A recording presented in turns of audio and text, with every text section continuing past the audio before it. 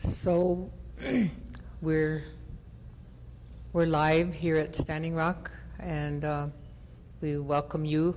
We are the water protectors who have begun to be on a path, a proactive path, and we have chosen our partners who are MIT, the Massachusetts Institute of Technology, who are the arm, the brass ring of technology.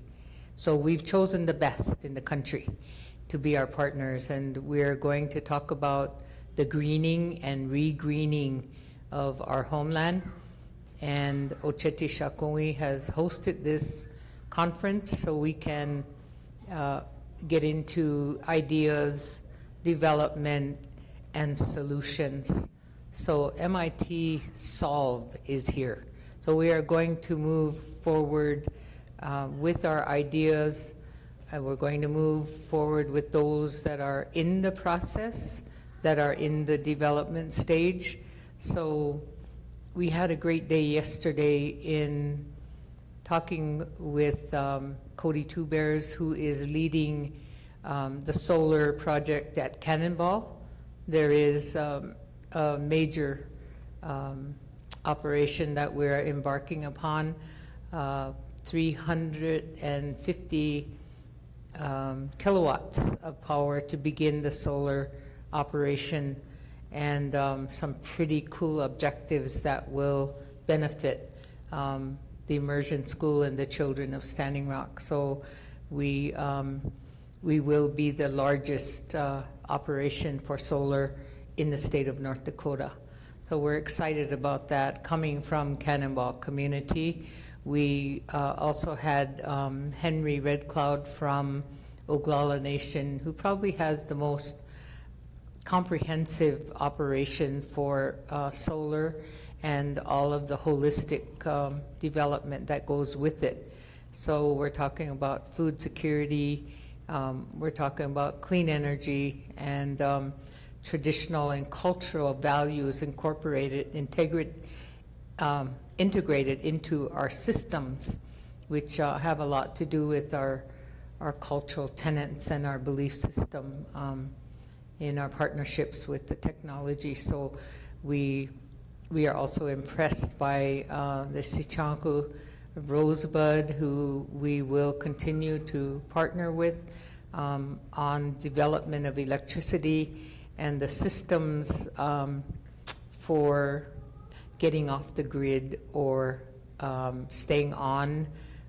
Those are our options, but also developing the energies that we require for electricity. So we're looking at hydropower, and hydropower is a major issue that we will be dealing and negotiating for and with the United States government to assess and take back and develop for ourselves, but we are willing partners with WAPA and other federal agencies that we have to work with, and how we integrate into their systems and let them come into our systems. So it was an interesting day. We held this conference as the balance that we had to go to the front line to protect our territory, to protest in a peaceful manner and go forward with prayer. Now we are finding the balance. We are looking at alternatives to fossil fuel. So we're looking at our technologies of solar, wind, and those we need to do action. So we have some projects that are in development stages. We have support, and we will continue to go to the next stages and phases for the development and occurring for greening and re-greening in Indian country. So I want to welcome the audience and share information with you. So thank you for being with us. Madak Yapi. Kola Yuha Chichab. I also want to say thank you and hello to everybody who's here and everybody out there in the world who's paying attention, who continue to support the liberation and independence, self-determination, and self-sufficiency of the original civilizers of what is now known as the Western Hemisphere. We have a prior right to determine our own destiny, to create the laws and the institutions that govern our lives, and also to stand up and to protect our water resources, our homelands, and so forth. And we've done this, and the world has responded in unprecedented fashion. Now, I, aside from going to school, am a lifelong resident of the Standing Rock Nation. And so I've had experiences trying to initiate or deploy renewable energy projects and projects and efforts that are aimed toward improving and empowering ourselves as nations. And there's a long history that we are very acutely aware of that involves genocide, it involves Holocaust, and now it involves, for the first time ever, a truth-telling, a conciliation.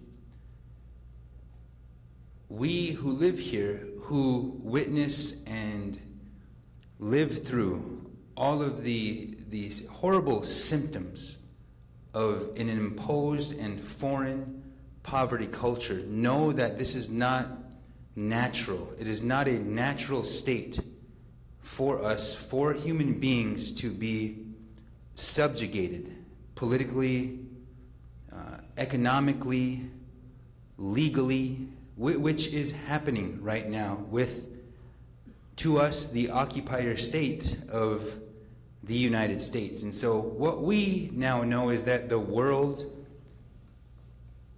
Americans, Canadians, are ready to help us.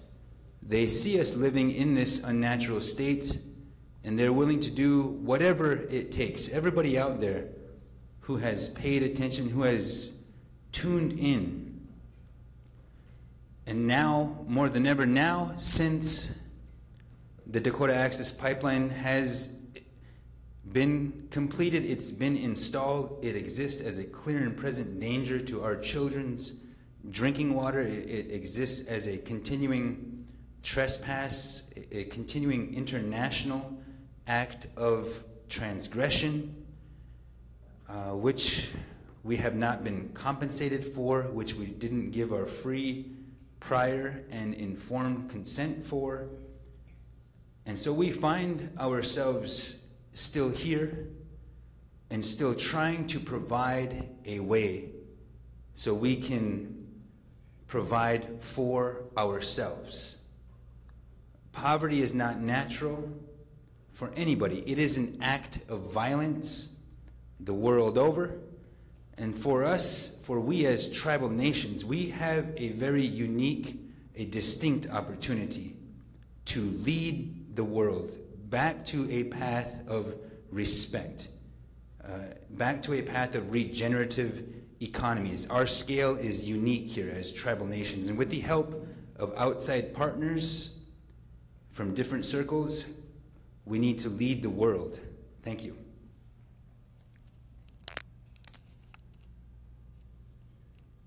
Good afternoon, everybody. My name is Ladonna Allard. I am from Sacred Stone.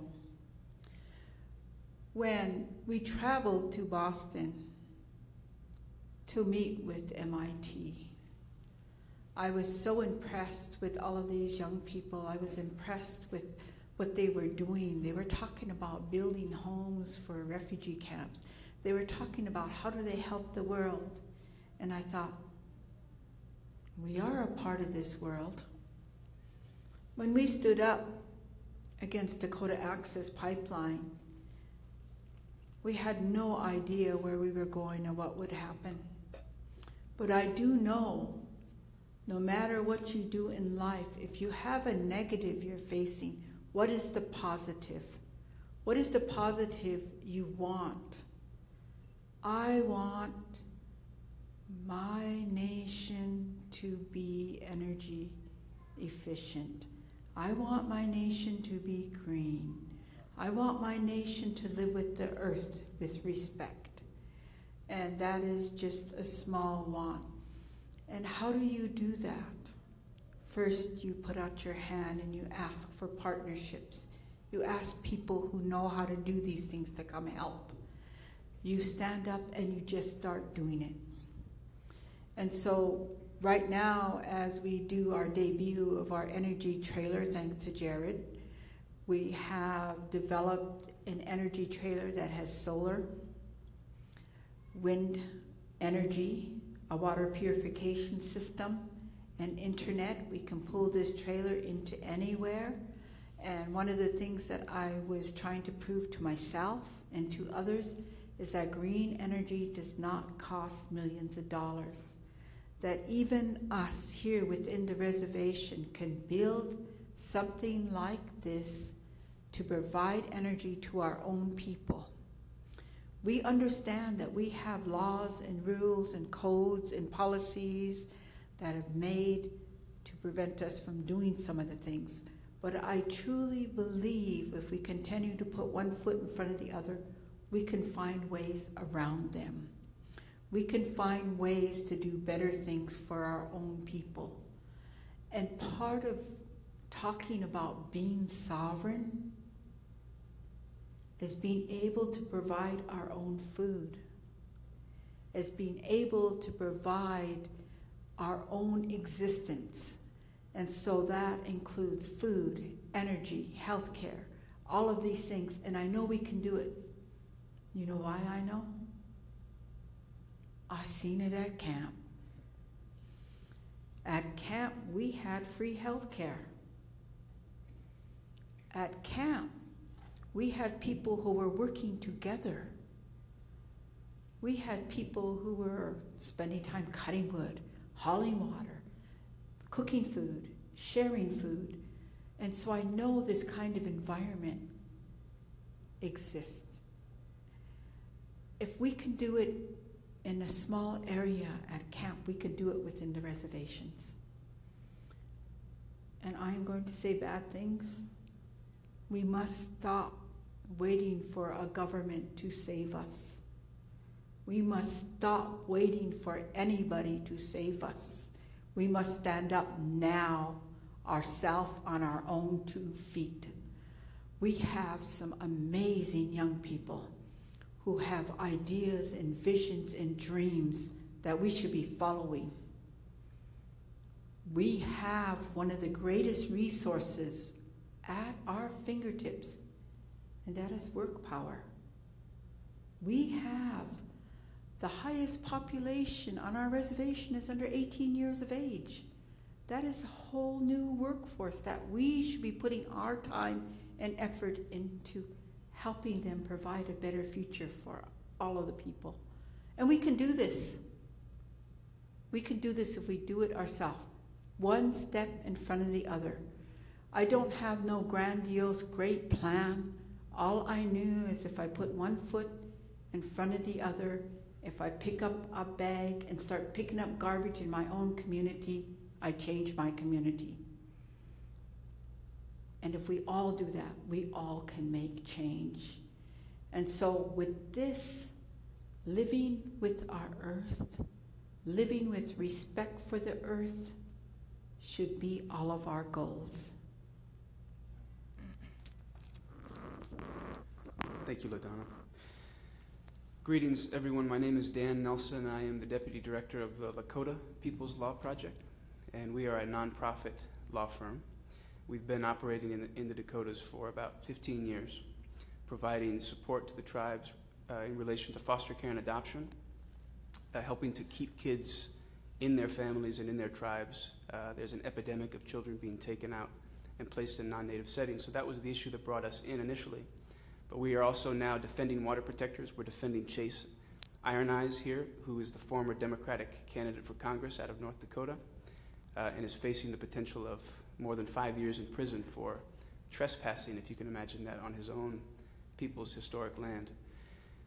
So that's the reason I'm here. I'm an organizer. I've lived at the Standing Rock Reservation in 2012, and I want to talk just for a moment about a concrete solution that my organization may be able to provide some technical support in regards to, and I want to use this as a moment to educate people about this idea. Our sister organization, Green Power, has been supporting the expansion of community choice energy in California. It is a law that exists in 7 different states around the union that permits municipalities to take control over their own electricity supply.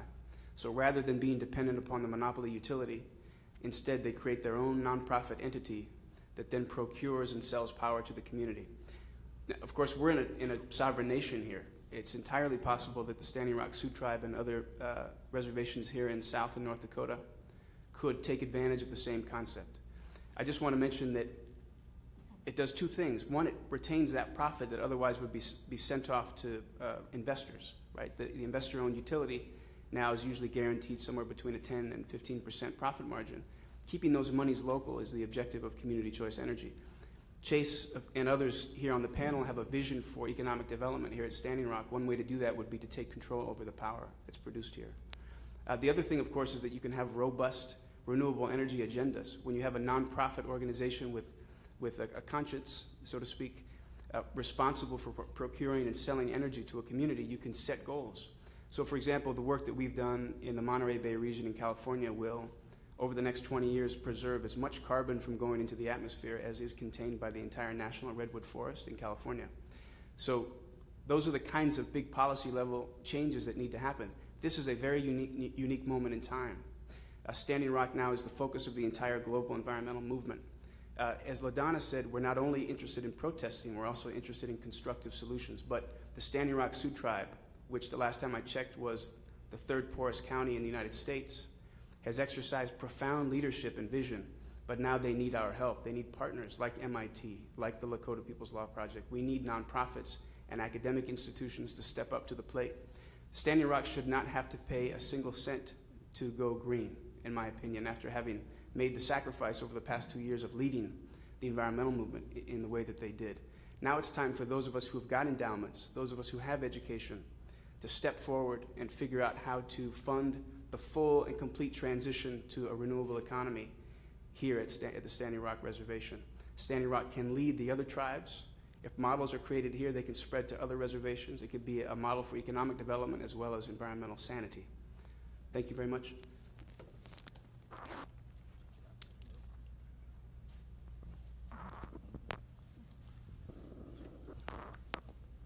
Aloha, my name is Lanny Sinkin.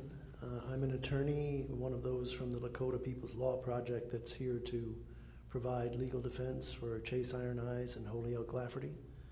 And I say aloha because I came here from Hawaii not realizing that minus 27 was really possible as a temperature. But here I am in the midst of North Dakota. But prior to this kind of work, I spent 5 years as director of an organization known as Solar San Antonio. Back in 1999, my father, at the tender age of 86, decided to create a new nonprofit organization to promote the use of solar energy in San Antonio, Texas. And I eventually went to work. He was the chairman of the board, I was the executive director, and we spent many years working to bring solar to San Antonio. And what I wanted to share today were some of the models that we developed during that discussion that are possibly transferable to Standing Rock and can form part of the foundation for a truly renewable energy nation here. Most of you are familiar with the idea of putting solar panels on your home. So that was the first model we worked with. It was to develop a program to encourage people to put solar on their homes. We developed a program called Bring Solar Home.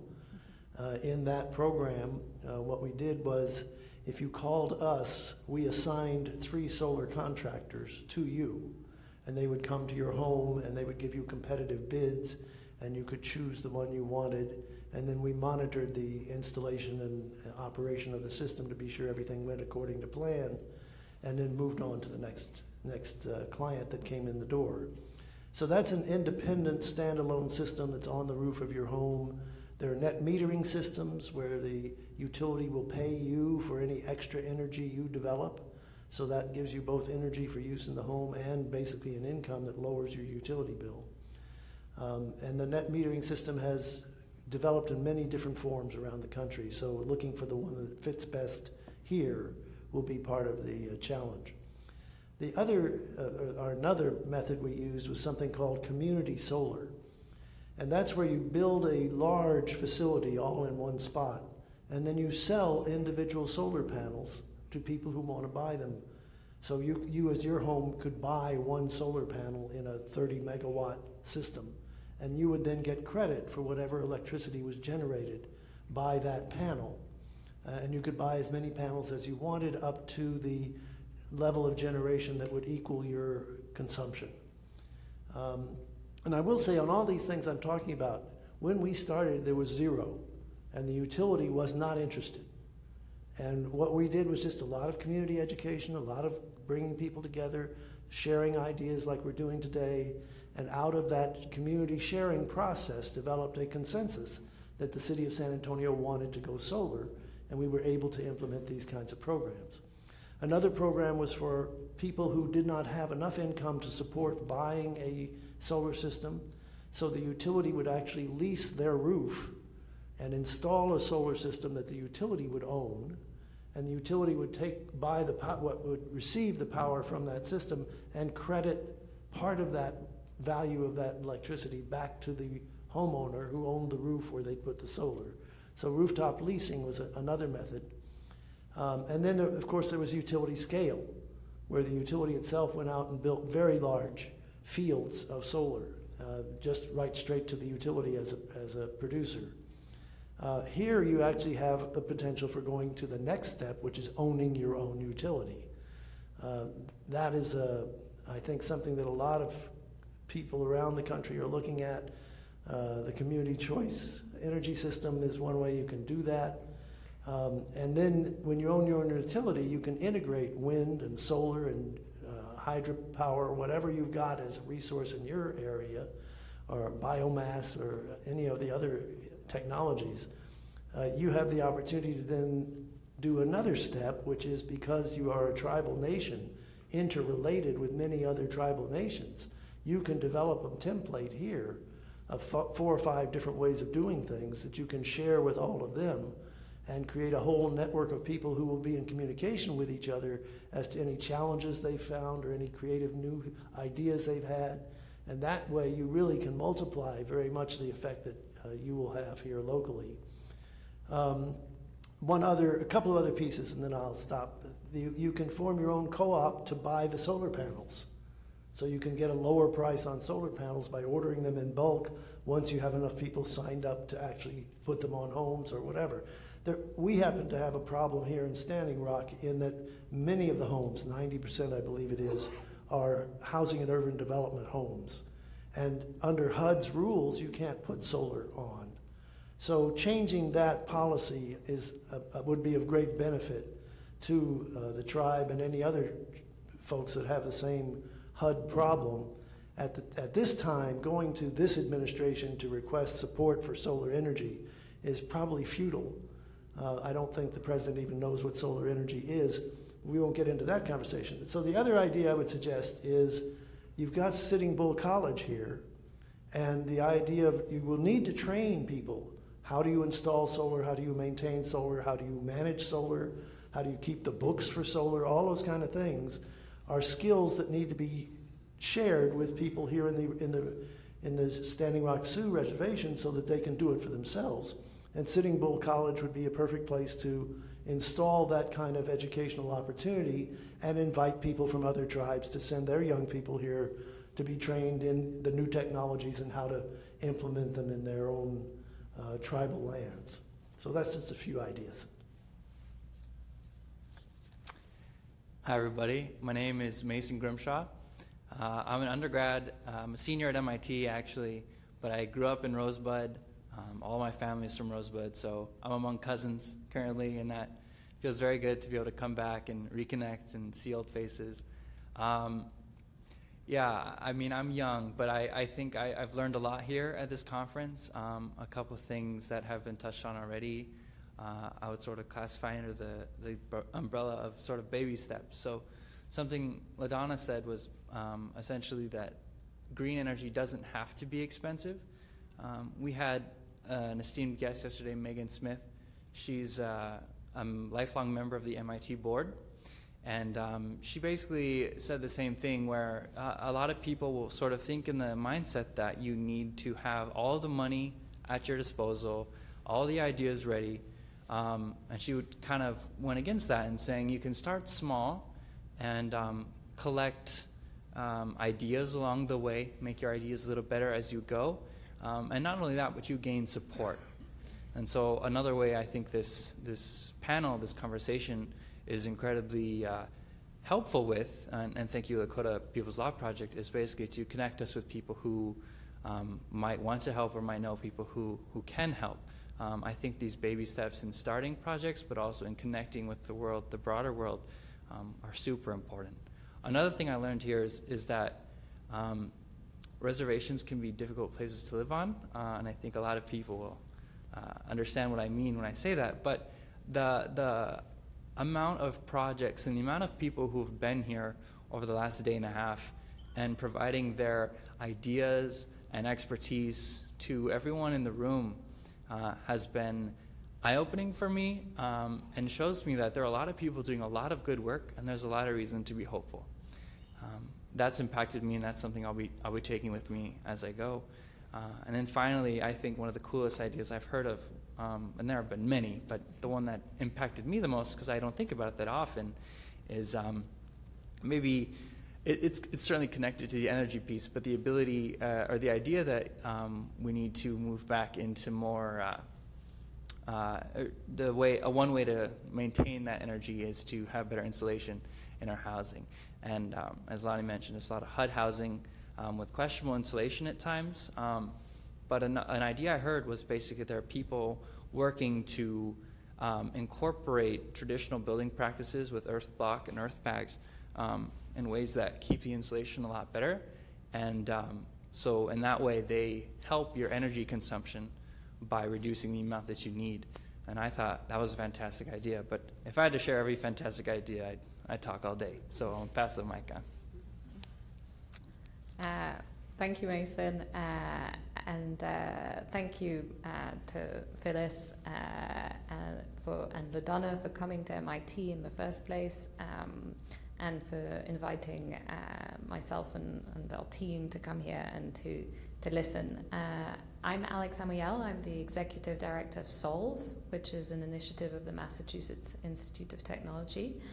And we responded to an invitation to come and discuss renewable energy here the last 2 days and listen to the community's priorities and to, as Mason said, the really great projects that are really going on already here and how we could add some value to this.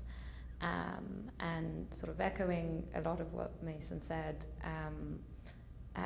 there's lots of great ideas and great projects already going on. There's a lot of enthusiasm to sort of get different technologies off the ground in small ways, be that putting solar panels on trailers or in much sort of bigger ways and thinking about owning a whole utility and connecting people across the different tribes and communities who are doing great work in different places and seeing how to connect these together, work in partnership even within the Ushiti-Shikoa more broadly, but then also bringing in some external people and seeing where we can add value. What really resonated for me, I think, is the idea of, the sort of going back to the, my understanding, and I really don't want to speak for you, but my understanding of the importance of the land and the importance of water and the importance of the sun and the wind. And these are things that are plentiful and abundant in Standing Rock, as well as the broader communities of Oceti-Sakowin. And how do you protect these, and how do you harness these to create your own energy, to create your own food, and to live prosperously but also respectfully in the community. And that's something that, you know, I guess everybody aspires to, but especially here. And I hope that we can help realize those ambitions slowly but surely, one step forward at a time, to add value to the great plans you have. So thank you.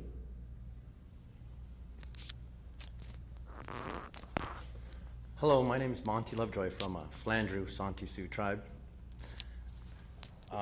First of all, I want to thank Standing Rock for putting this together and allowing all of us to come here and to gain some of this knowledge. I want to also thank Ladonna and Phyllis for reaching out to MIT and all the other allies here that we're able to network and gain some knowledge from. In Flandreau, we are looking to start a solar project. And meeting all the people here, the connections, we're getting a lot of good ideas, but also people that will help us to navigate and negotiate through the hardships that we're going to encounter in order to make this happen. We're not as far ahead as Cody is, but we're definitely looking. I mean, just seeing that project, I mean, what a wonderful thing, huh? We're all sitting here together talking about green energy. I mean, that's actually going to happen. I mean, it's just wonderful. It's an awesome thing. One of the things I wanted to say is I just want to thank everyone that's here, and how would you say, the connection that we're getting, the relationship, the contacts that we're creating in order to help us establish what we're looking to do in the future and have green energy, and to help economically secure some of us that, you know, we're not in the best economic positions, and to have any extra funds that you don't have to spend on power, that would go so much farther. And a lot of us are just, you know, we're struggling to get by day to day, and to have that money, that extra money that you could put towards your kids, towards your family, and just to know that in the future, long term, these investments will pay off. So our children won't have to pay as much for electricity, and they won't have to be worried about, you know, power getting shut off or any of these other situations that we encounter and we worry about every day. So I just want to thank everyone for reaching out, and Standing Rock Tribe here for hosting this, and everybody putting it together. This is a wonderful thing.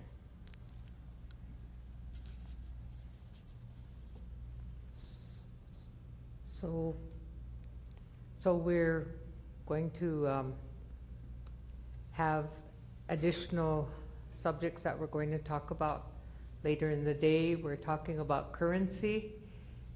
This country is on a path for a new technology as far as the currency. We all have to be concerned about the economy nationwide, and I think today that we exert our dual citizenship as Americans and Oceti-Sakowin, that we have to claim that we have to own it, and we have to aggressively move forward to be partners across the board. So we will be having more dialogue about currency, more about hydropower, and more about coal fusion or LENR, and as long as it takes, we're here for the long haul, and whatever is beneficial to our people.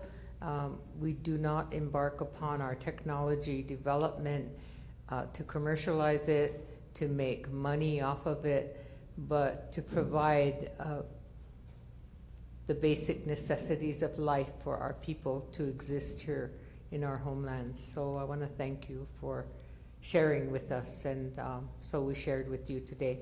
Thank you. Thank you, Phyllis. I just wanted to add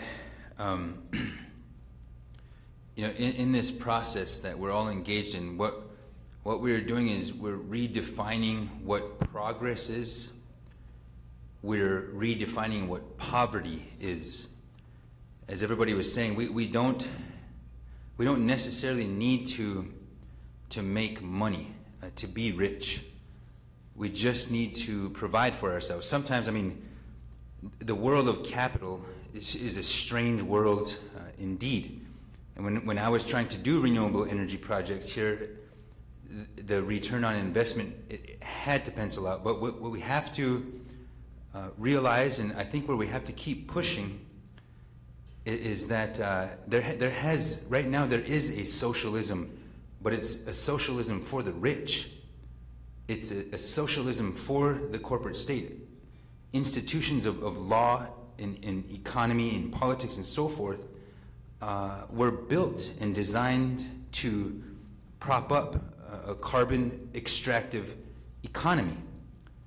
And on the res, we have a place where we don't necessarily need to make money. We just need to provide for ourselves. But like I said, poverty is not an accident. We could spend a semester or a lifetime analyzing and deconstructing how this poverty culture, this oppression, is imposed legally, economically, politically, and so forth.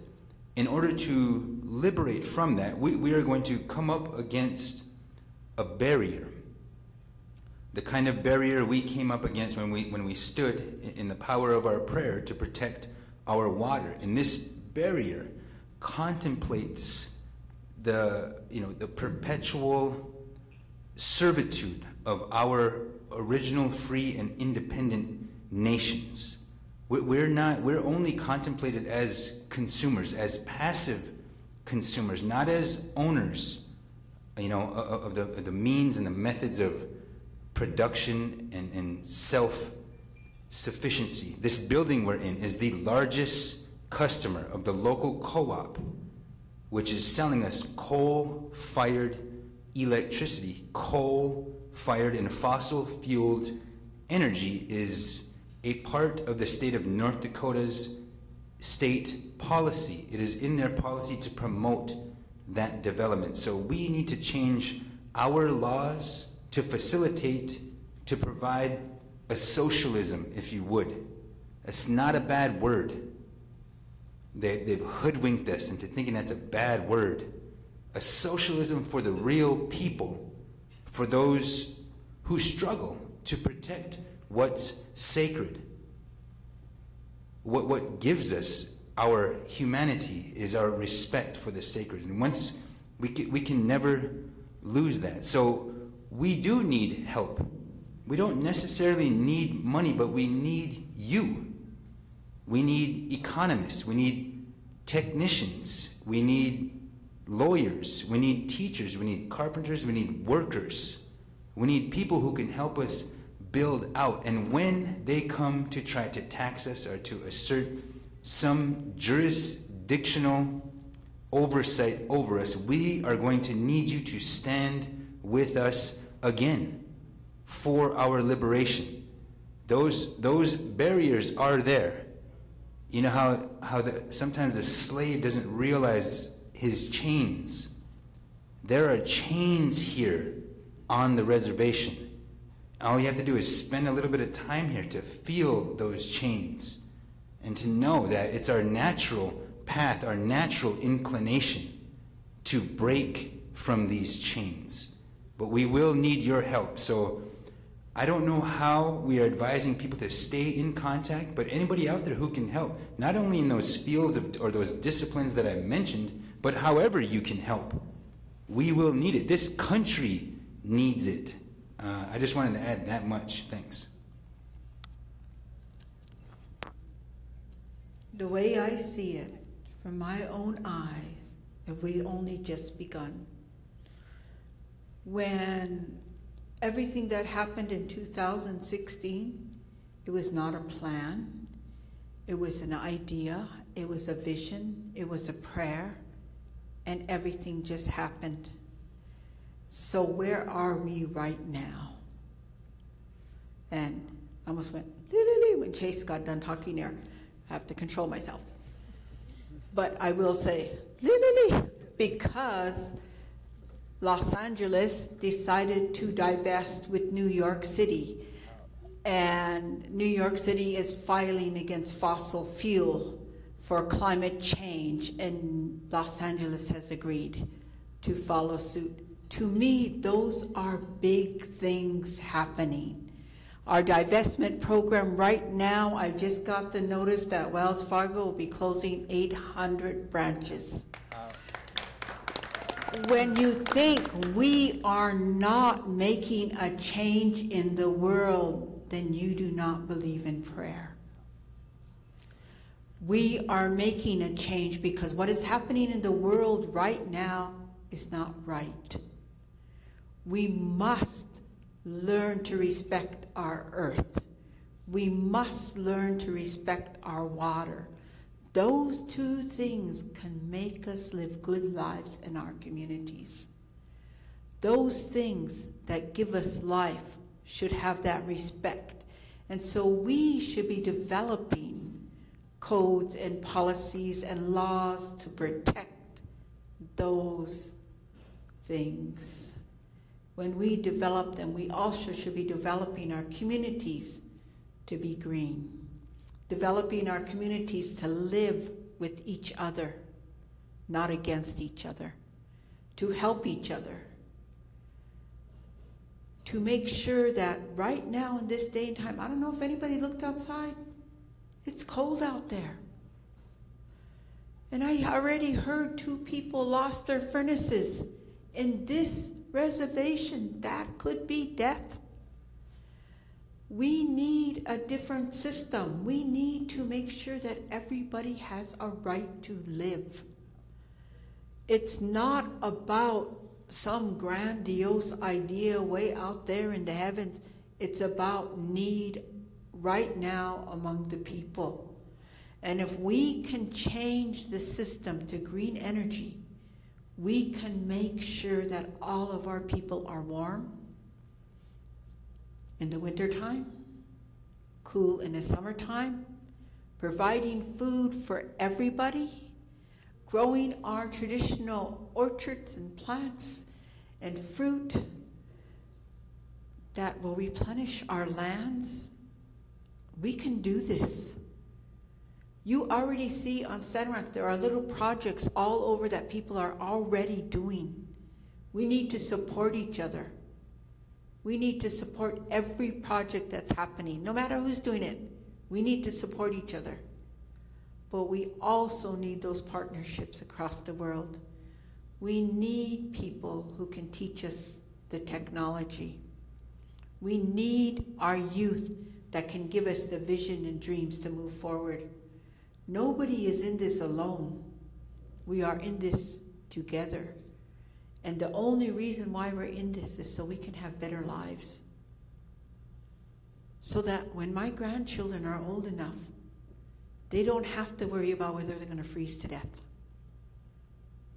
They don't have to worry about whether they're going to have enough gas to buy groceries. They don't have to worry about whether their child's going to have food to eat. We can make these changes.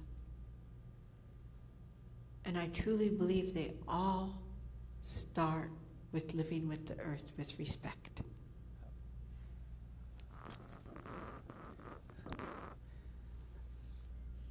Again, my name is Dan Nelson. I'm the Deputy Director of the Lakota People's Law Project, for those of you who are just joining us now. This is Chase Iron Eyes. This is Ladonna Allard. I want to highlight the fact that we're in a battle. The protest or the resistance at Standing Rock may have moved into a different phase, but the battle continues.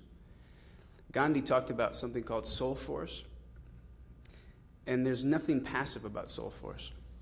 It is as much a form of aggressive resistance as anything else. It's just that you're allowing the physical violence of the world to pass through you, but you're still putting pressure on the systems, and you're putting pressure on the egos that are out there creating the systemic injustice. We are moving now to the next phase of the Standing Rock struggle.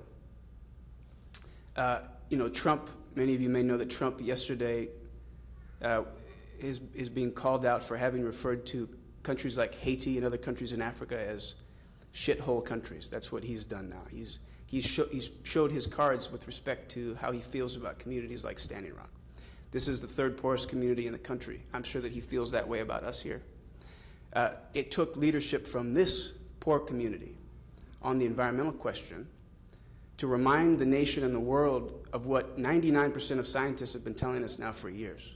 So what does that say about poor communities' ability to lead from a spiritual and intellectual space? So this is Gandhi's lesson to us, of course, is that being poor does not mean that you can't think and you can't lead.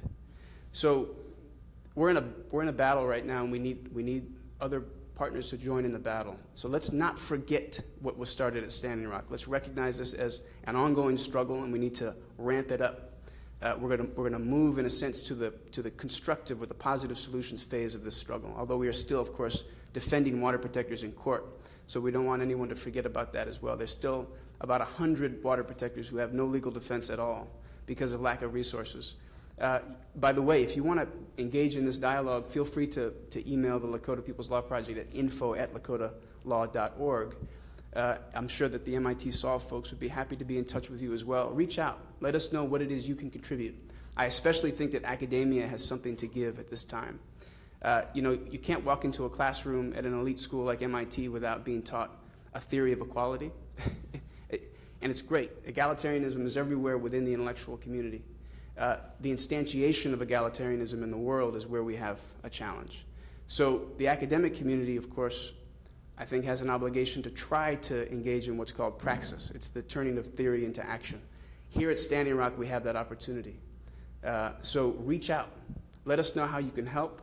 Think about ways that you can create educational opportunities for your students by partnering with organizations and tribal leaders here. So again, info@lakotalaw.org is one way that you can start that dialogue if you wish. Thank you.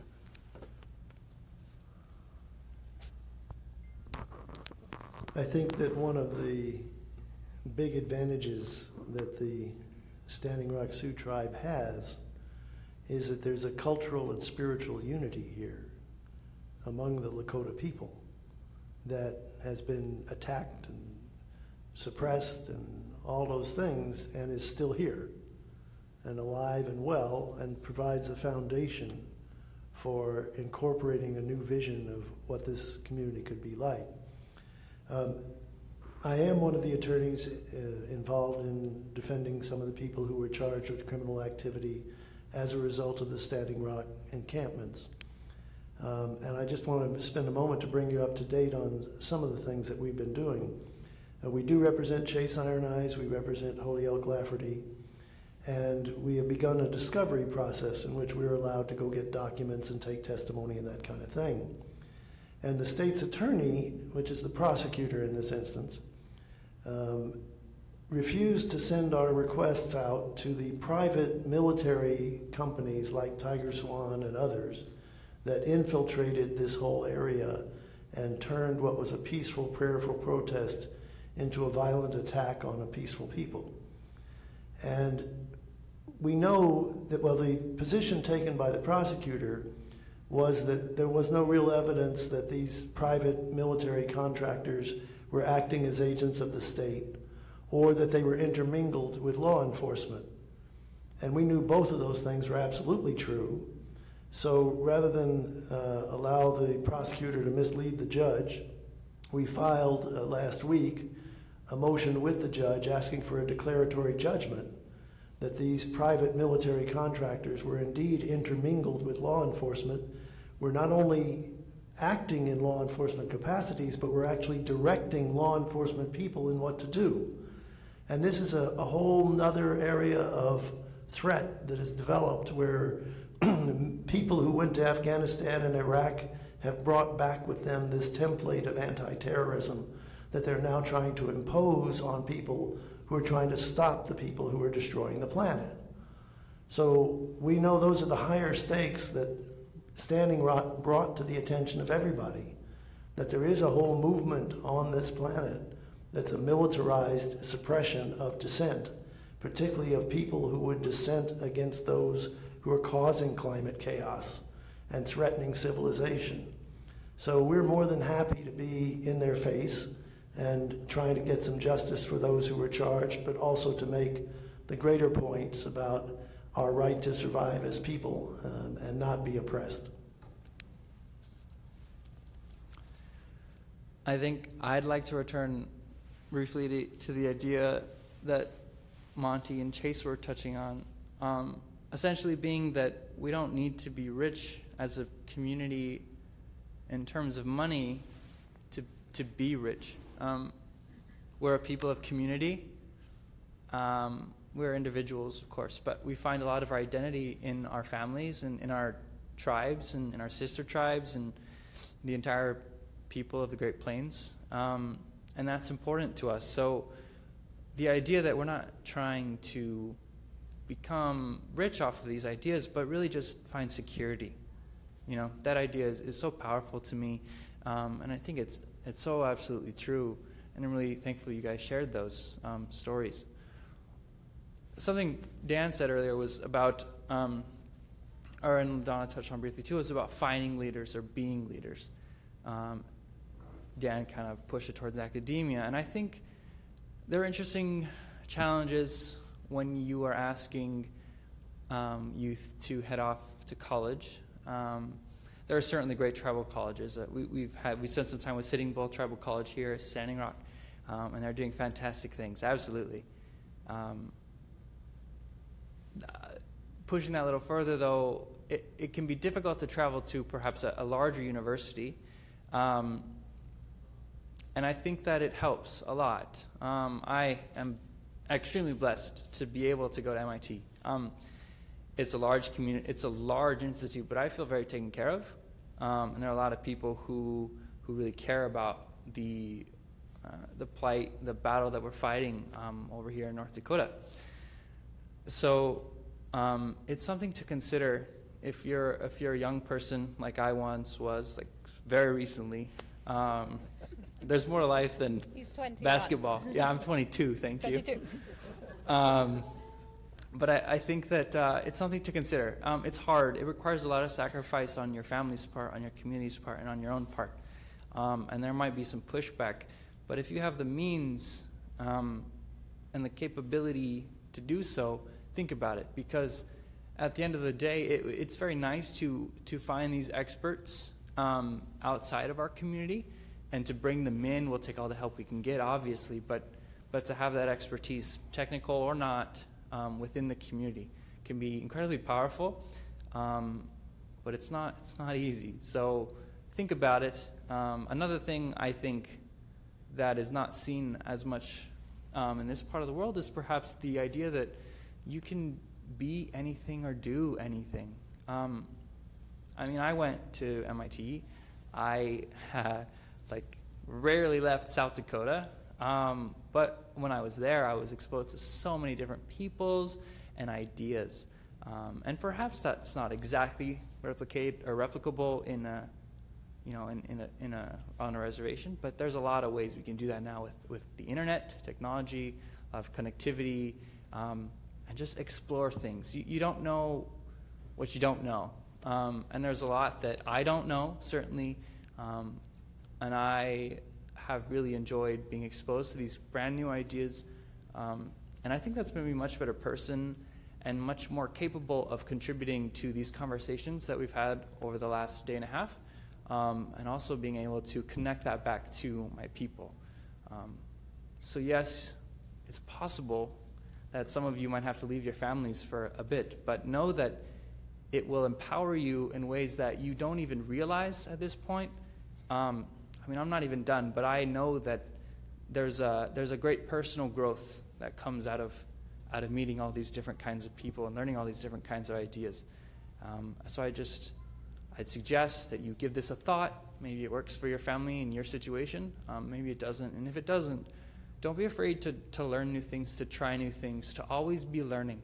Because where we're headed, we could certainly use leaders, and a good way to put yourself on that path is to become an educated person who works to tie those ideas and those perspectives back to the improvement of your own people. Thank you, Mason. And thank you again for everybody's comments on this panel. It's very powerful, and it's a real privilege to be here. Returning to the sort of ideas about around sustainable energy and sort of building off from what Mason said, really what we're interested in is, and I think this, for me, it's the way that any project is going to forward, is to really look at and find leaders and find great people and projects in the community. And probably it's entirely possible that the project you're working on is not, you don't think it's a big project, or you don't think you're a leader in the community, but you are, and you shouldn't be afraid. It doesn't, no matter how small the project is, you know, if you're getting yourself started and if you have ideas, that's what I heard the last 2 days. I heard people brimming with ideas, bringing about wanting to learn, and that's what leadership is. So I hope that with MIT we can find some of these projects, and then we can support them and really build from there. For anybody, echoing what Dan said, for anybody who's listening and wants to help, provide expertise, provide funding, provide other resources, don't hesitate to contact us. So for Solve, it's solve@mit.edu. So solve@mit.edu, and don't hesitate to get in touch. Thank you. Monty Lovejoy again. I wanted to share a story I heard yesterday, real good story, from Dekshi Red Cloud. He's talking about with his homes and everything. We're so conditioned to, you know, from school and everything we do, we're so conditioned to stand in line. Everything they tell us, stand in line, stand in line. And one thing he said yesterday that really stuck out was, he said, stop standing in line, get up, do it, make it happen. And kind of like they're saying, you know, it may not be a big project, kind of do like what they were doing at Sacred Stone. Start small. You know, if it's just any little thing you can do, a solar panel on your house to help reduce that peak power that you're using in the middle of the day, or any time that helps offset, gained you some revenue, or help decrease the amount of money that you're spending on power. Just reach out to, you know, if you don't know the answers, reach out to these people that have the answers, and if they don't want to give you the answers, push, find the answers and make it happen. You know, start on a small scale, and other people will see you going. Next thing you know, you may have a whole community like this. And the other thing is if you have the if you're out there listening, get in touch with your elected officials to have them get to your local power companies, your local utilities, and have them allow net metering, so this way you guys are able to, we are all able to use this new green technology where we're not able to use it because we can't connect to the grid, because we don't have this. So these are other things that need to be addressed. So just make it happen. I mean, all we can do is just do it. There's nothing else left. I mean, what are we going to do? We have to. So I would like to introduce Henry Red Cloud, who was very innovative, very interesting, very motivating, and I think was the coup d'etat for us yesterday, because he has created an environment and actually developing his area, and it's the most holistic idea that I listened to and I heard. So I want to welcome Henry Red Cloud from Oglala Nation. Aho wopila atoka chante washtan epechis upelo. I shake your hand and with my heart embrace our hearts together as one. Sustainability, renewable energy is native way of life. Our culture, our language, our ceremonies, our song, our dance is based around honoring renewable energy. And I come from the Oglala band over in Pine Ridge. And prior to me getting into sustainability, renewable energy, I was a structural steel worker. So I found myself across the country, from working on Washington Bridge to down in LA, doing work there and seeing many things, but my heart was always in Indian country. I returned home excitedly, seeing my relatives after 15 years away from home, excitedly seeing my relatives and hoping and that for to finding a job and finding a home back on the res.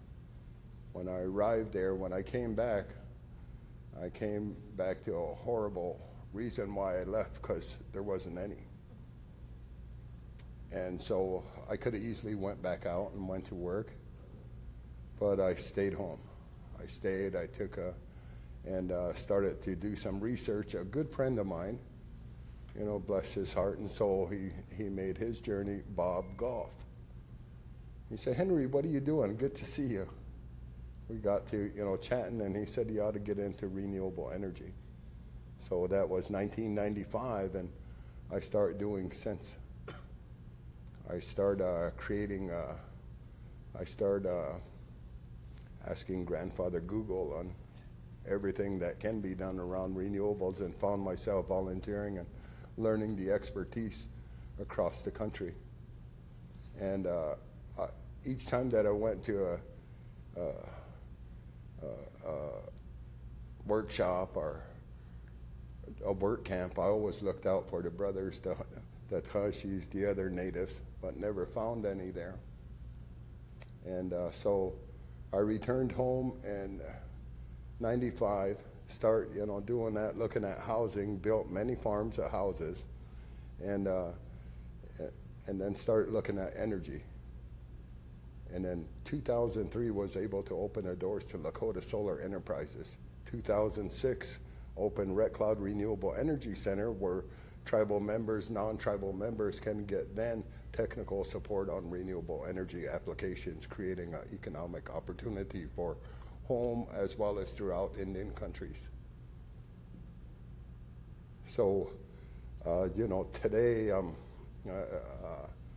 working with numerous tribes, 42 of the greater Northern Plain tribes on their residential scale renewable energy applications. Through that, I just we just became nonprofit, Red Cloud Renewables, just a couple of weeks ago.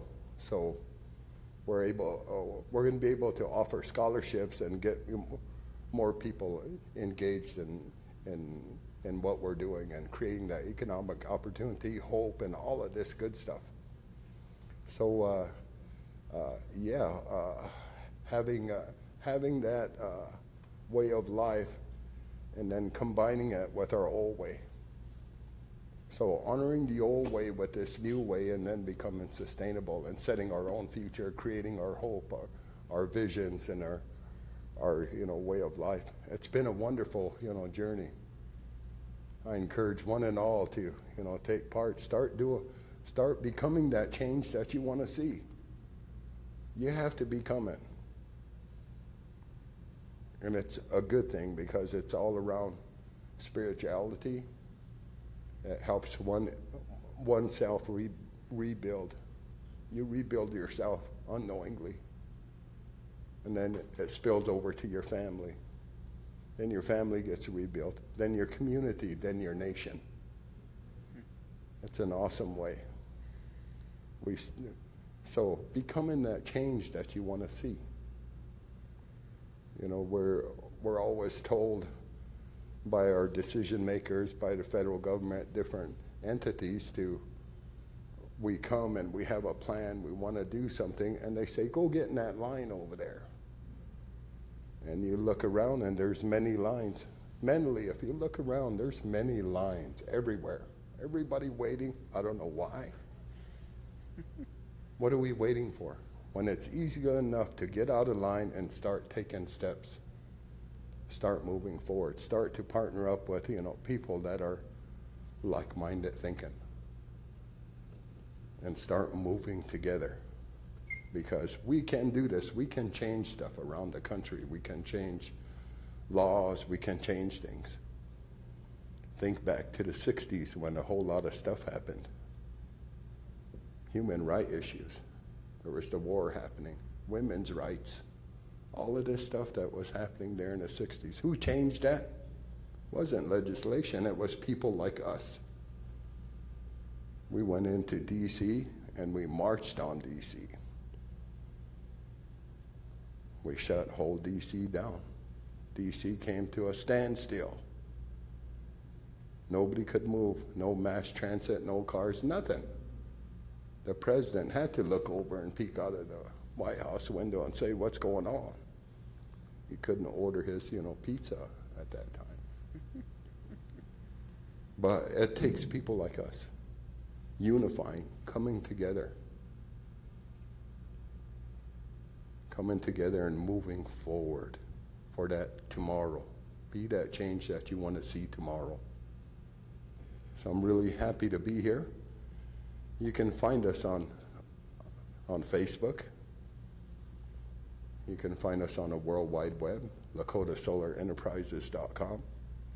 And then we're switching over to nonprofit. So we're able to offer scholarships and get more people engaged and becoming that change, seeing that change through Indian country, as well as non-natives.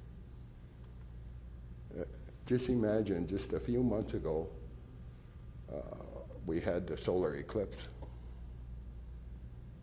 We had millions of people watching that. If we can do that same thing with renewables, with a sustainable life, and have millions of people just concentrating on just that one thing, making that change, it'll happen. Today it's happening. All of us coming together today, we're making that change. We come from our respective families, our tioshpayes, our communities, and we're making that way. We're going to take what we learn here, take it back, and start to implement. Start to get out of those lines. Start to take many steps. Even if it's many steps, you're moving. Even if you're thinking about it, you're moving forward. So I would like to encourage everybody to continue moving forward and then becoming that change that you want to see. Aho mitako oyase. I'm going to have my last comment, and I'm all fired up. And I'm going to say some things that I've been cautioned not to say, because I'm Phyllis Young and I say what I want to say. I want to talk about the militarization. I pick and I choose my partners.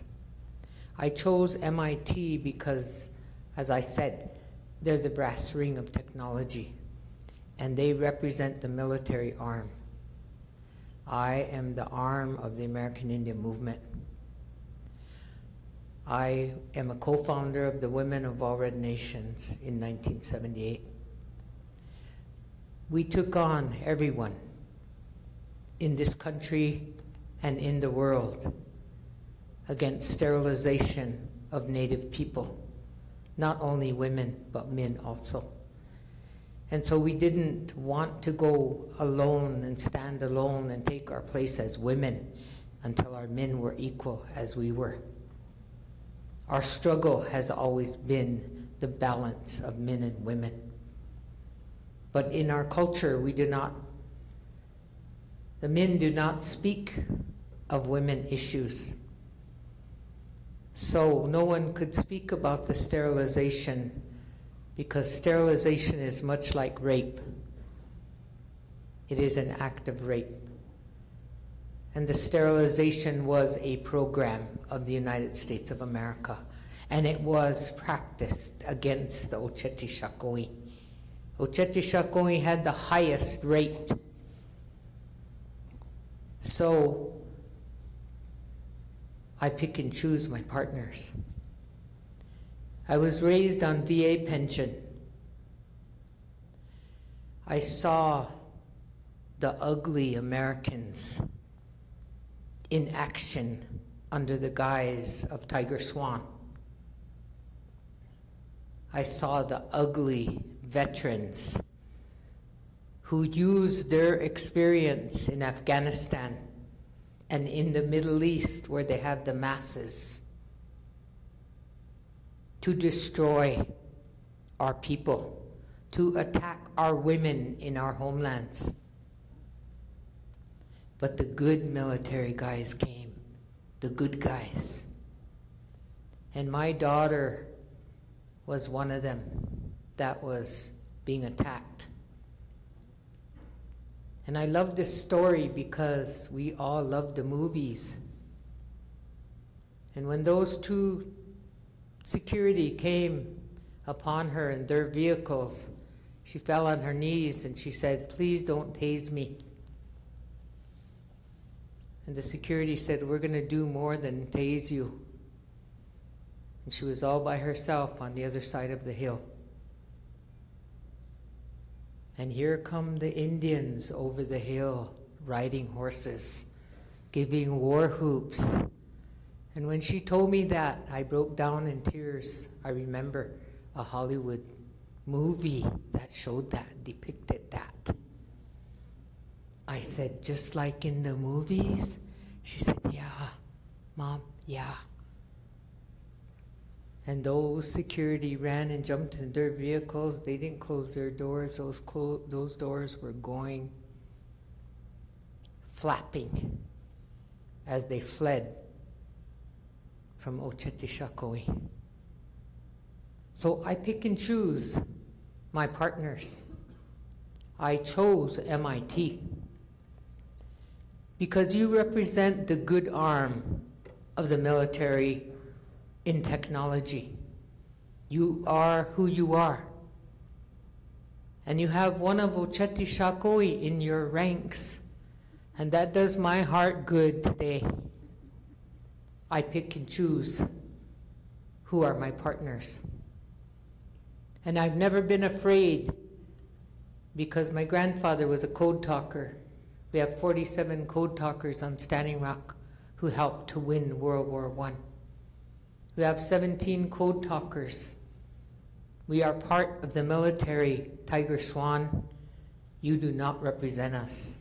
Tiger Swan, we are coming after you. We are the good guys. We are the good military people. And we have over 13, 14, 15,000 veterans for peace in this country who are going to help us.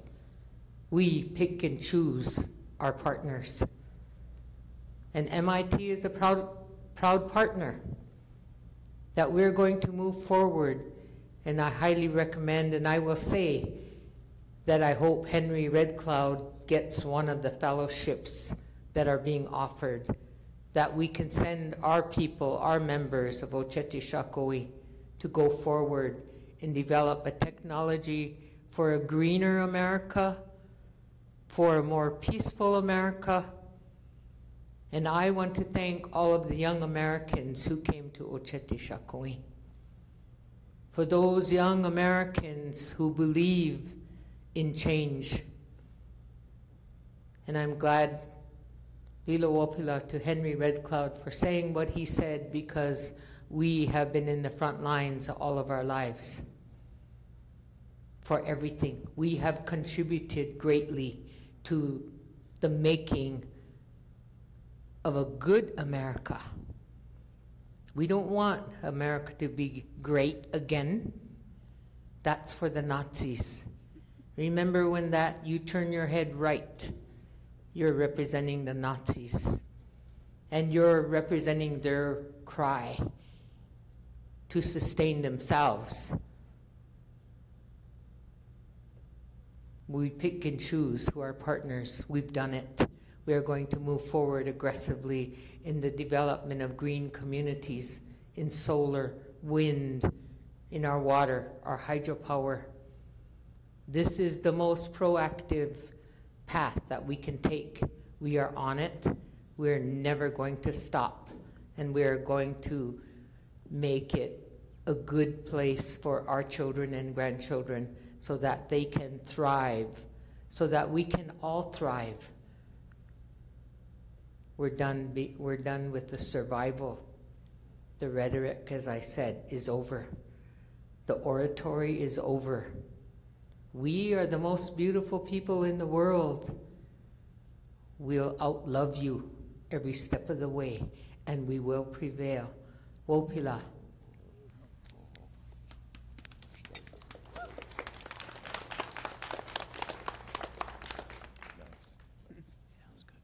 Thanks, everyone.